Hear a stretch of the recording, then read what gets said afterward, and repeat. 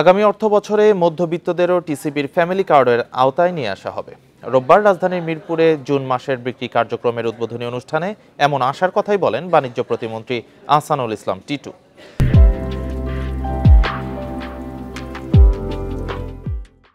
তিনি আরও জানান, দেশের নিত্যপণ্যের বাজারে চাহিদা ও যোগান স্বাভাবিক রাখতে শিগগিরই বাফার স্টক গড়ে তুলতে চায় সংস্থাটি, আর এজন্য সরকার কাজ করে যাচ্ছে। পণ্যের যোগান স্বাভাবিক রাখতে চুক্তি করা হচ্ছে রাশিয়া সহ বিভিন্ন দেশের সাথে।